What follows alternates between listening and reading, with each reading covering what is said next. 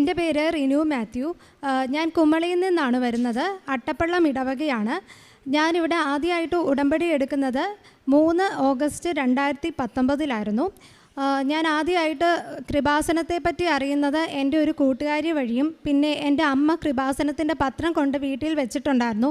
പക്ഷേ ഞാൻ അതൊരു തവണ പോലും വായിച്ചു നോക്കിയോ തുറന്നു പോവുകയോ ചെയ്തിട്ടില്ലായിരുന്നു. എൻ്റെ കൂട്ടുകാരിക്ക് കിട്ടിയ ഒരു അനുഭവം വഴിയാണ് ഞാൻ ആദ്യമായിട്ട് കൃപാസനത്തിൽ വരാനായിട്ട് ഇടയാവുന്നത്. അപ്പം MBA കഴിഞ്ഞതിന് ശേഷം ഞാൻ റിക്രൂട്ട്മെൻറ്റിന് കുറേ അറ്റൻഡ് ചെയ്തിട്ടുണ്ടായിരുന്നു. പക്ഷേ എനിക്ക് ഒരു റിക്രൂട്ട്മെൻറ്റിലും പാസ്സാകാനായിട്ട് സാധിച്ചില്ലായിരുന്നു. അവസാന അറ്റംപ്റ്റ് വരെ ഞാൻ എത്തിയാലും എനിക്ക് ഫൈനൽ ഇൻ്റർവ്യൂവിന് പോകാനോ അങ്ങനെ കുറേ തടസ്സങ്ങൾ എനിക്ക് അനുഭവപ്പെട്ടിരുന്നു. അപ്പം അങ്ങനെ ഇരിക്കെ ഞാനൊരു ജോലിക്ക് വേണ്ടിയായിട്ടാണ് ആദ്യമായി കൃപാസനത്തിൽ വന്ന് ഉടമ്പടി എടുക്കുന്നത്. അപ്പം ഞാനിവിടെ ഉടമ്പടി എടുത്ത മാതാവിനോട് ഞാൻ 26 ഓഗസ്റ്റ് 2019 എനിക്ക് ജോലി പ്രവേശിക്കണമെന്നാണ് ഞാൻ ആദ്യമായിട്ട് ഉടമ്പടിയിൽ നിയോഗം വെച്ചിരുന്നത്. ഞാൻ അതുപോലെ തന്നെ ഡേറ്റ് ഇട്ട് പ്രാർത്ഥിക്കുകയും ചെയ്തിരുന്നു. അപ്പം അതിൻ്റെ ഫലമായിട്ട് എനിക്ക് 26 ഓഗസ്റ്റ് 2019 എറണാകുളത്തുള്ള ഒരു നല്ലൊരു കമ്പനിയിൽ തന്നെ എനിക്ക് HR തന്നെ ജോലി ലഭിക്കുകയും ചെയ്തു. അപ്പം ഞാൻ അങ്ങനെ ഉടമ്പടി നല്ല രീതിയിൽ 3 മാസത്തോളം നല്ല രീതിയിൽ ഭക്തിയായിട്ട് ജോലി ലഭിച്ചതിന് ശേഷം മുന്നോട്ട് പൊക്കോണ്ടിരുന്നു. അതിൻ്റെ ഇടയ്ക്ക് ജോലി തിരക്കും കാര്യങ്ങളും ഒക്കെ ആയിട്ട് എനിക്ക് ഉടമ്പടിയിൽ കുറച്ച് ഉഴപ്പും കാര്യങ്ങളും ഒക്കെ പതുക്കെ വന്നു തുടങ്ങിയിരുന്നു. പക്ഷേ ഞാൻ സമയം കിട്ടുമ്പോഴൊക്കെയായി പ്രാർത്ഥനയിൽ ഇടയ്ക്കിടയ്ക്കായിട്ട് ചൊല്ലാനായിട്ട് തുടങ്ങി. കാരണം രാവിലെ പ്രത്യക്ഷീകരണ പ്രാർത്ഥന ചെല്ലുമ്പോൾ മിക്ക സമയവും 5:30 ചെല്ലാനായിട്ട് കറക്റ്റ് എനിക്ക് സാധിച്ചിരുന്നില്ല. 6 മണി അങ്ങനെ സമയം വ്യത്യാസം വന്നുകൊണ്ടേയിരുന്നു. പിന്നെ ഞാൻ അതങ്ങനെ പൊക്കോണ്ടിരുന്ന സമയത്താണ് കൊറോണയുടെ കാലം തുടങ്ങിയത്. അത് ഏകദേശം ഒരു മാർച്ച് മാസമൊക്കെ ആയപ്പോഴേക്കും കൊച്ചിയിൽ സ്റ്റാർട്ട് ചെയ്ത് തുടങ്ങിയിരുന്നു. ഞാൻ ആദ്യമായിട്ട് ജോലി പ്രവേശിച്ചത് എറണാകുളത്തുള്ള ഒരു ഹോട്ടൽ ഇൻഡസ്ട്രിയിലായിരുന്നു. അപ്പം കൊറോണ ബാധിച്ച് ആദ്യമായിട്ട് ജോലി എല്ലാവർക്കും പോയി തുടങ്ങിയത് ഹോട്ടൽ ഇൻഡസ്ട്രിയിലായിരുന്നു.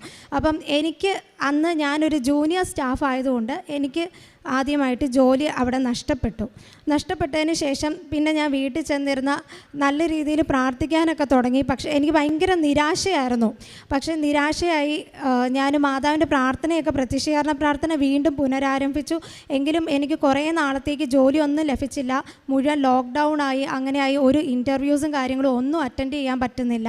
അങ്ങനെ പല വിഷമങ്ങളായി. മാനസികമായി എനിക്ക് ഭയങ്കര ഒരു വിഷമമായി. കാരണം എൻ്റെ ഫ്രണ്ട്സ് എല്ലാവരും നല്ല രീതിയിൽ നല്ല റെപ്യൂട്ടഡ് ആയിട്ടുള്ള കമ്പനീസിൽ ജോലി ചെയ്തിരുന്നു.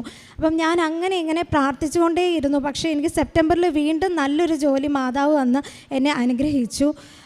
അങ്ങനെ ഇരിക്കെ ഞാൻ ആ കമ്പനി ജോലി ചെയ്തുകൊണ്ടിരുന്നു. പക്ഷേ എനിക്ക് ജോലിയിൽ ഒരിക്കലും സംതൃപ്തി കണ്ടെത്താൻ പറ്റുന്നില്ലായിരുന്നു. ഞാൻ എത്രയേറെ വർക്ക് ചെയ്തിട്ടും എനിക്ക് ഇഷ്ടപ്പെടാൻ സാധിക്കുന്നില്ല. അങ്ങനെ ഇരിക്കുകയാണ് എനിക്ക് മാതാവ് ഒരു വഴിയായിട്ട് എനിക്ക് IELTS പുറത്ത് പോകണം എന്നുള്ളൊരു മോഹം വന്നു തുടങ്ങിയത്. എനിക്ക് പണ്ട് മുതലേ MBA എന്ന് ഞാൻ പഠിച്ചത് തന്നെ പുറത്തോട്ട് പോകണം എന്നുള്ളൊരു ഉദ്ദേശം കൊണ്ട് മാത്രമായിരുന്നു.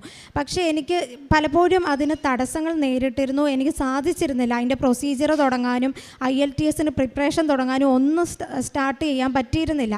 അങ്ങനെ ഇരിക്കെ എനിക്ക് മാതാവ് തന്നെ ഒരു വഴിയായിട്ട് IELTS പഠിക്കണമെന്നുള്ളൊരു ഉദ്ദേശത്തോടെ ഞാൻ ആ കമ്പനിയിൽ നിന്ന് ജോലി റിസൈൻ ചെയ്ത് ഇറങ്ങി.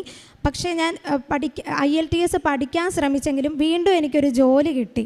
അപ്പം ജോലി കിട്ടിയപ്പോൾ എനിക്ക് ഈ ജോലി ചെയ്തുകൊണ്ടിരുന്ന ഒരാളായതുകൊണ്ട് അത് നിർത്തി പഠിക്കാനും വീണ്ടും ഒരു വരുമാന മാർഗമല്ലേ അതിൻ്റെ കൂടെ അങ്ങ് പഠിച്ചുകൂടെ എന്നുള്ളൊരു മനസ്സിൽ അങ്ങനെ ഒരു ഉദ്ദേശത്തോടു കൂടി ഞാനത് IELTSും പഠനവും എല്ലാമായിട്ട് ജോലിയും എല്ലാം ആയിട്ട് പൊക്കോണ്ടിരുന്നു. പക്ഷേ എനിക്ക് IELTSന് ഞാൻ അങ്ങനെ ഫസ്റ്റ് അറ്റംപ്റ്റ് എഴുതി നോക്കി. പക്ഷേ എനിക്ക് വിജയിക്കാൻ സാധിച്ചില്ല. അങ്ങനെ ഞാൻ ജോലി നിർത്തി വീട്ടിലേക്ക് വന്നിരിക്കുമായിരുന്നു.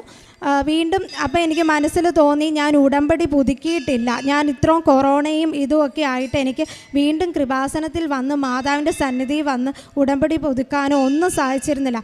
അപ്പം ഞാൻ തിരിച്ചിവിടെ വന്ന് ഉടമ്പടി പുതുക്കിയത് 13 മെയ് 2022 അപ്പം ഉടമ്പടി പുതുക്കി ഞാൻ വീണ്ടും പ്രാർത്ഥനകളും കാര്യങ്ങളും എല്ലാം ആയിട്ട് സജീവമായിട്ട് പങ്കെടുത്തു. പക്ഷേ ഉടമ്പടിയുടെ ലക്ഷ്യം എന്താണെന്നോ കാര്യമായിട്ടുള്ള രീതിയിൽ ഞാനത് മനസ്സിലാക്കി മനസ്സിലാക്കിയിരുന്നില്ല. പിന്നെ ഞാൻ വീട്ടിലിരുന്ന് ഈ പഠിച്ചുകൊണ്ടിരിക്കുമ്പോൾ തന്നെ പല സാക്ഷ്യങ്ങളൊക്കെ എല്ലാവരുടെയും കേൾക്കാൻ തുടങ്ങി. ഞാൻ യൂട്യൂബിൽ ആദ്യമായിട്ട് സെർച്ച് ചെയ്ത IELTS കൃപാസനം എന്ന് പറഞ്ഞിട്ടാണ്. അപ്പം എനിക്ക് കാരണം IELTS പാസ്സാകണം, അതായിരുന്നു എൻ്റെ മെയിൻ ലക്ഷ്യം. പിന്നെ ഞാൻ IELTS കൃപാസനം എന്ന് പറഞ്ഞ ഒരുപാട് പേരുടെ സാക്ഷ്യങ്ങൾ കേൾക്കാൻ തുടങ്ങി. പിന്നെ എനിക്ക് മനസ്സിലായി ഞാൻ ഈ IELTS കൃപാസനം എന്ന് പറഞ്ഞ് പ്രാർത്ഥിച്ചുകൊണ്ടിരുന്നു കഴിഞ്ഞാൽ എനിക്ക് IELTSും കാര്യങ്ങളും ഒന്നും വിജയിക്കാൻ സാധിക്കില്ല. പിന്നെ ഞാൻ വരുന്ന എല്ലാ ഉടമ്പടിയും എല്ലാ തരത്തിലുള്ള ആൾക്കാരെങ്ങനെയാണ് പ്രാർത്ഥിച്ച് എല്ലാ കാര്യങ്ങളും മനസ്സിലാക്കുവാനും പഠിക്കാനും തുടങ്ങി. ആദ്യമേ ഞാൻ ഉടമ്പടി പുതുക്കിയ സമയത്ത് കറക്റ്റായിട്ട് കാരുണ്യ പ്രവർത്തികൾ ചെയ്യുകയോ രോഗീ സന്ദർശനം ചെയ്യുകയോ ഒന്നും ചെയ്തിരുന്നില്ല. ഞാൻ പിന്നെ ദിവസവും എനിക്ക് കുർബാനയിൽ സംബന്ധിക്കാനും സാധിക്കുന്നില്ലായിരുന്നു. ഇടയ്ക്കിടയ്ക്ക് സമയം കിട്ടുമ്പോൾ ഞാൻ രാവിലെ പോയി കുർബാനയിൽ പങ്കെടുക്കുകയും ചെയ്യുമായിരുന്നു. അങ്ങനെ ഞാൻ എഴുതി ഒരു ഡേറ്റ് ഞാൻ ജൂണിൽ തന്നെ എടുത്തിരുന്നു. ജൂൺ 25 ഞാൻ IELTSൻ്റെ ഡേറ്റ് എടുത്തു. അതിന് ഒരാഴ്ച മുന്നേ ഞാൻ ഇവിടെ വന്ന് ബ്ലെസ്സിങ്ങിന് വേണ്ടി വരികയും ഹോൾ ടിക്കറ്റ് അച്ഛൻ്റെ കയ്യിൽ വന്ന് ബ്ലെസ്സിങ് എല്ലാം മേടിച്ചുകൊണ്ട് ഞാൻ പോവുകയും ചെയ്തു. എന്നിട്ട് എനിക്ക് ഭയങ്കര വിശ്വാസമായിരുന്നു IELTS ഞാൻ ഇപ്രാവശ്യം ഉറപ്പായിട്ടും പാസ്സാകും.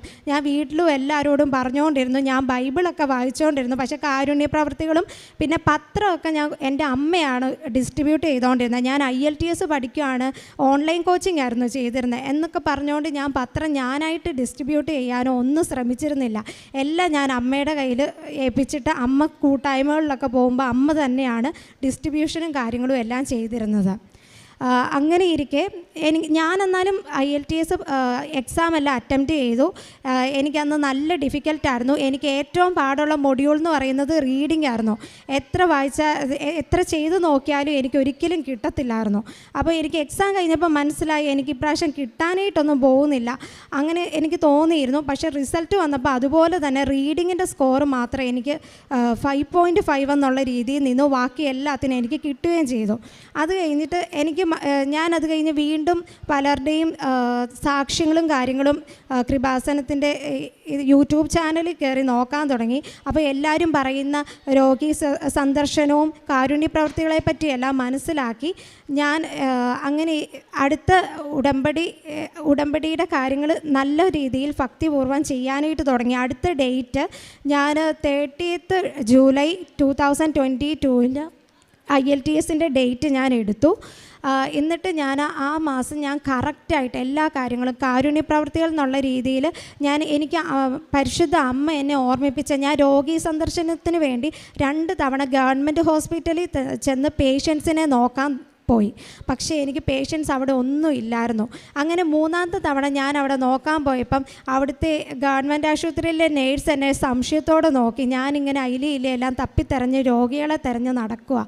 എന്നിട്ടെങ്ങും എനിക്ക് കണ്ടെത്താൻ സാധിച്ചില്ല. ലാസ്റ്റ് ഞാൻ അവിടുന്ന് നേരെ എനിക്ക് മനസ്സിലൊരു ചിന്ത തോന്നി, ഞങ്ങളുടെ അവിടെ ആകാശപ്പറവ അതായത് ഓൾഡ് ഏജ് ഹോം ഉണ്ട്. അപ്പം എനിക്ക് അവിടെ ചെന്നിട്ട് ഞാൻ സിസ്റ്ററിനോട് ചോദിച്ചു, എനിക്ക് 1 മാസത്തേക്ക് ഇവിടെ ശുശ്രൂഷ ചെയ്യാനായിട്ട് സാധിക്കുമോ സിസ്റ്ററെ? ഞാനിവിടെ വന്ന 1 മാസത്തേക്ക് എനിക്ക് അന്ന് ജോലിയും കൂടെ ഉണ്ടായിരുന്നു. ഞാൻ ഉച്ച കഴിഞ്ഞ് ജോലി ചെയ്യുന്നുണ്ടായിരുന്നു. UK ടൈമിലായിരുന്നു ഞാൻ ചെയ്തിരുന്നത്. അപ്പോൾ ഉച്ച വരെ ഞാനിവിടെ വന്ന് ശുശ്രൂഷ ചെയ്തോട്ടെ, ബാക്കി കാര്യങ്ങൾ ബാക്കി പേഷ്യൻസിൻ്റെ കാര്യങ്ങളും അങ്ങനെയൊക്കെ ഉള്ള കാര്യങ്ങൾ ഞാൻ നോക്കിക്കോളാം. അപ്പോൾ സിസ്റ്റർ സമ്മതിച്ചു. ഞാൻ അങ്ങനെ പിറ്റേ ദിവസം മുതൽ ചെന്ന് അവിടുത്തെ രോഗികളെ ശുശ്രൂഷിക്കുകയും അവിടുത്തെ അമ്മമാരെ കുളിപ്പിക്കാനും അവർക്ക് ആഹാരമൊക്കെ കൊടുക്കാനും അങ്ങനെ അവർക്ക് എക്സർസൈസും കാര്യങ്ങളും പല കാര്യങ്ങളും ചെയ്യാൻ ആക്ടിവിറ്റീസായിട്ട് ഞാൻ അവിടെ തുടങ്ങി. ഇപ്പോഴും ഞാനത് കണ്ടിന്യൂ ചെയ്തുകൊണ്ടിരിക്കുകയാണ്. കാരണം എനിക്ക് മാതാവാണ് ഈ ഒരു വഴി പറഞ്ഞു തന്നത്. ഞാൻ അവിടെ എല്ലായിടത്തും രോഗികളുണ്ടോ എന്നുള്ള രീതിയിൽ അന്വേഷിച്ച് നടക്കുക. കാരുണ്യപ്രവർത്തികൾ എന്തൊക്കെ ചെയ്യണമെന്ന് പോലും വ്യക്തമായിട്ട് അറിയത്തില്ല. അങ്ങനെ പിന്നെ ഞാൻ സാക്ഷ്യങ്ങളെല്ലാം നോക്കി ഡ്രസ്സില്ലാത്തവർക്ക് ഡ്രസ്സൊക്കെ കൊണ്ട് കൊടുക്കുകയും അങ്ങനെ നല്ല രീതിയിൽ ശുശ്രൂഷ ചെയ്യാനായിട്ട് എനിക്ക് സാധിച്ചു. അങ്ങനെ ഞാൻ എക്സാമിന് ഡേറ്റ് എടുത്ത പ്രകാരം ഒരാഴ്ച മുൻപേ ഞാൻ കൃപാസനത്തിൽ വന്ന് അച്ഛൻ്റെ ബ്ലെസ്സിങ്ങിന് വേണ്ടി ഞാൻ വരികയും അന്ന് ഞാൻ പ്രാർത്ഥിച്ചിരുന്നു. തലേ ദിവസം ഞാൻ മാതാവിനോട് പ്രാർത്ഥിച്ചിരുന്നു, മാതാവേ എനിക്ക് അച്ഛൻ ഉറപ്പായിട്ട് ഒരു കാശുരൂപം വെഞ്ചരിച്ച് തരണം. കാരണം ഞാൻ അതിന് മുന്നേ വന്ന് ബ്ലെസ്സിങ് മേടിച്ചിട്ടുണ്ട്. അപ്പം ബ്ലെസ്സിങ് മേടിച്ചപ്പോൾ ഒന്നും എനിക്ക് കാശുരൂപം അങ്ങനെയൊന്നും ഇവിടെ കൊടുക്കുന്നില്ലായിരുന്നു. ജസ്റ്റ് എനിക്ക് പ്രാർത്ഥിച്ചിട്ട് പോകുമായിരുന്നു ചെയ്തിരുന്നത്. അപ്പം ഞാൻ അന്ന് മാതാവിനോട് തലേദിവസം പ്രാർത്ഥിച്ചിരുന്നു, മാതാവേ എനിക്കിവിടെ വരുമ്പോൾ ഉറപ്പായിട്ട് ഒരു കാശുരൂപം എനിക്ക് കിട്ടിയിരിക്കണം. അതെനിക്ക് ഒരു വിശ്വാസത്തിൻ്റെ ഇത് വർദ്ധിപ്പിക്കാൻ വേണ്ടി എനിക്ക് അമ്മ തരണമെന്ന് ഞാൻ പ്രാർത്ഥിച്ചിരുന്നു. അന്ന് അതുപോലെ തന്നെ ആദ്യമായിട്ടാണ് ഞാൻ അപ്പം വരുമ്പോൾ കാണുന്നത്. എക്സാമിൻ്റെ സമയത്ത് അച്ഛൻ ബ്ലെസ്സിങ്ങിൻ്റെ കൂടെ വെഞ്ചരിച്ച കാശുരൂപവും തന്ന് എല്ലാവർക്കും പറഞ്ഞു വിടുമായിരുന്നു ചെയ്തിരുന്നത്. അതുപോലെ തന്നെ എനിക്ക് കാശുരൂപവും കിട്ടി. അത് ഞാൻ അച്ഛനോട് പറഞ്ഞിരുന്നു എനിക്ക് റീഡിംഗ് ആണ് ഏറ്റവും ടഫായിട്ടുള്ള മൊഡ്യൂൾ. എനിക്ക് എല്ലാ പ്രാവശ്യവും 2 തവണയും പോയത് അതാണ്. അപ്പം അതിനുവേണ്ടി എനിക്ക് പ്രത്യേകം പ്രാർത്ഥിക്കണം എന്ന് പറഞ്ഞിരുന്നു. അപ്പോൾ അതുപോലെ തന്നെ എനിക്ക് ഇപ്രാവശ്യം റിസൾട്ട് ഞാൻ 2 ദിവസം മുന്നേ ആയിരുന്നു എനിക്ക് റിസൾട്ട് ഞാൻ അറിഞ്ഞിരുന്നത്. അപ്പം എനിക്ക് മാതാവ് അതിൻ്റെ ഒരു സൂചന തന്നിരുന്നു. ഞാൻ വ്യാഴാഴ്ച രാത്രിയിൽ ഞാൻ 3 മാസത്തോളമായിട്ട് ഞാൻ ഒരു ഫുൾ നോയമ്പാണ്. ഇറച്ചി, മീൻ, മുട്ട ഒന്നും ഞാൻ കഴിച്ചിട്ടില്ല. 3 മാസമായിട്ട് കണ്ടിന്യൂസ് ഞാൻ ഈ നിയോഗങ്ങളെല്ലാം വെച്ച് ഞാൻ നോയമ്പിലാണ്. ഞാൻ തീരുമാനിച്ചിരുന്നു ഞാൻ കൃപാസനത്തിൽ വന്ന് സാക്ഷ്യം പറഞ്ഞതിന് ശേഷം മാത്രമേ ഞാൻ ഇനിയൊരു ഇതുപോലെ വേറെ എന്തെങ്കിലും ഇറച്ചി, മീൻ, മുട്ട അങ്ങനത്തെ രീതിയിലുള്ള ആഹാരം കഴിക്കുകയുള്ളൂ എന്ന് ഞാൻ അമ്മയോടും പറഞ്ഞിരുന്നു. അമ്മ പറഞ്ഞായിരുന്നു പരീക്ഷയൊക്കെ കഴിഞ്ഞതല്ലേ, പിന്നെ നിനക്ക് എന്തുകൊണ്ട് ഇനി കഴിച്ചുകൂടാന്നൊക്കെ ചോദിച്ചു. എങ്കിലും ഞാൻ പറഞ്ഞു ഞാൻ ഇവിടെ വന്ന് മാതാവിനെ കണ്ട് സാക്ഷ്യം പറഞ്ഞതിന് ശേഷം മാത്രമേ അങ്ങനെ എന്തെങ്കിലുമുള്ള ആഹാരങ്ങൾ ഞാൻ കഴിക്കുകയുള്ളൂ. അപ്പം ഞാൻ അങ്ങനെയായിരുന്നു തീരുമാനിച്ചിരുന്നത്. അതുപോലെ വ്യാഴാഴ്ച രാത്രിയിൽ എനിക്ക് മാതാവ് ഒരു സൂചന തന്നിരുന്നു റിസൾട്ട് വരും. ഞാൻ അന്ന് രാത്രിയിൽ മാതാവിനോട് കൊന്ത ചൊല്ലി പ്രാർത്ഥിച്ചു. പിന്നെ ഞാൻ 33 പ്രാവശ്യം എൻ്റെ എക്സാമിൻ്റെ കാര്യങ്ങളെല്ലാം കഴിയുന്നിടം വരെ ഞാൻ മാതാവിൻ്റെ പ്രത്യക്ഷീകരണ പ്രാർത്ഥന 33 തവണ ഞാൻ ചൊല്ലി പ്രാർത്ഥിച്ചിരുന്നു. പിന്നെ ഒരു ബൈബിൾ വചനം ഞാൻ എപ്പോഴും ചൊല്ലി പ്രാർത്ഥിച്ചിരുന്നത് ശക്തനും ധീരനുമായിരിക്കുക, ഭയപ്പെടുകയോ പരിഭ്രമിക്കുകയോ ചെയ്യരുതെന്ന് നിന്നോട് ഞാൻ കൽപ്പിച്ചിട്ടില്ലേ, നിന്റെ ദൈവമായ കർത്താവ് നീ പോകുന്നിടത്തെല്ലാം നിന്നോട് കൂടി ഉണ്ടായിരിക്കും എന്ന് ജോഷുവ പ്രവാചകൻ്റെ പുസ്തകത്തിൽ നിന്ന് 1:9 എപ്പോഴും ഞാൻ ചൊല്ലി പ്രാർത്ഥിച്ചിരുന്നു. പിന്നെ മാതാവിൻ്റെ പ്രത്യക്ഷീകരണത്തിൻ്റെ സ്ഥിര സാക്ഷിയാക്കി എന്നെയും മാറ്റണേ, മാതാവ് എന്നെ കയ്യിലെടുത്തിട്ടുണ്ട് എന്ന് എനിക്ക് പൂർണ്ണമായി വിശ്വാസം ഈ IELTS പാസ്സാകുന്നതിലൂടെ മനസ്സിലാക്കി തരണേ എന്ന് ഞാൻ പൂർണ്ണമായിട്ടും പ്രാർത്ഥിച്ചിരുന്നു. എനിക്ക് തന്ന എല്ലാ അനുഗ്രഹങ്ങൾക്കും ഇതൊന്നും അല്ല, ഇതിലും കൂടുതൽ അനുഗ്രഹങ്ങളുണ്ട്. ഇപ്പോഴത്തെ സമയ ചുരുക്കം കാരണം ഞാൻ ഇത്രയും പറഞ്ഞ് അവസാനിപ്പിക്കുന്നു. മാതാവിനും തിരുക്കുമാരനും കോടാനുകോടി നന്ദി പറഞ്ഞുകൊണ്ട് ഞാൻ എൻ്റെ വാക്കുകൾ നിർത്തുന്നു.